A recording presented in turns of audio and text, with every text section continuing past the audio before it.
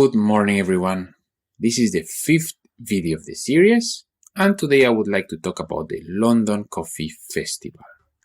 The festival happened around a month ago, and I wanted to do this video a bit earlier, but I didn't have the time, so it's never too late, right? It was a great experience. I saw really nice new machinery, fantastic stands. I drank delicious coffee and met really nice people. It's a very opulent festival, right? And that makes sense because the UK and London are huge consumers of coffee. There is a big consumer base, and a lot of professionals work in the industry. So such a festival makes total sense, right?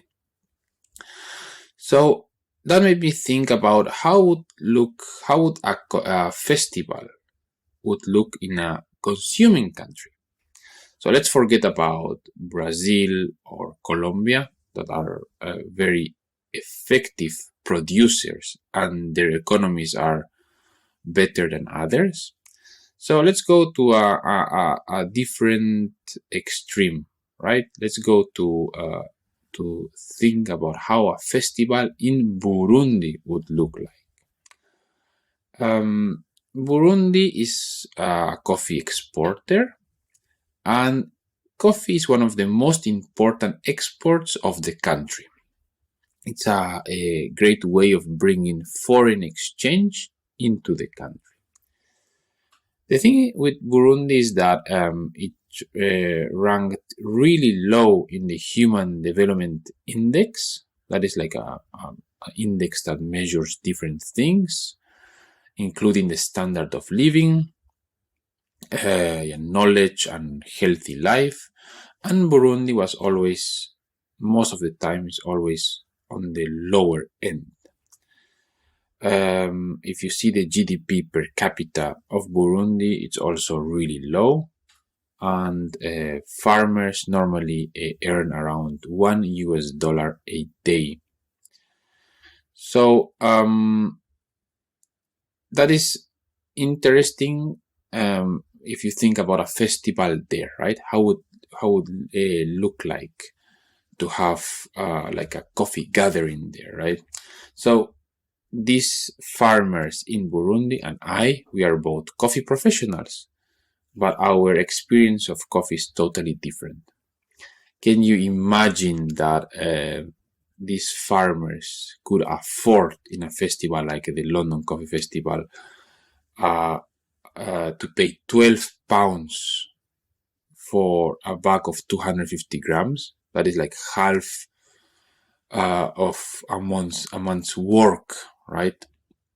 For them. Do you think they could afford the latest espresso machine that came out recently and costs thousands of pounds? I don't think they could even afford the food that was sold there in the festival, right? So, again, these farmers and I are both coffee professionals, and our incomes are hugely different. Some people might say that a lawyer in London and a lawyer in Gitega, that's the capital of Burundi, they earn totally different as well, right? But the thing is that these two lawyers are not connected like a farmer in Burundi and coffee professionals in consumer countries are.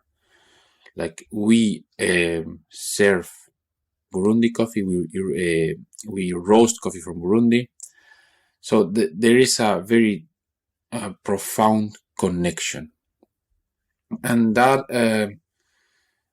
made me think about what Jonathan Morris in the latest Standart magazine mentions. And he says that the second wave and the third wave in coffee coincided with periods of extreme poverty among producers. So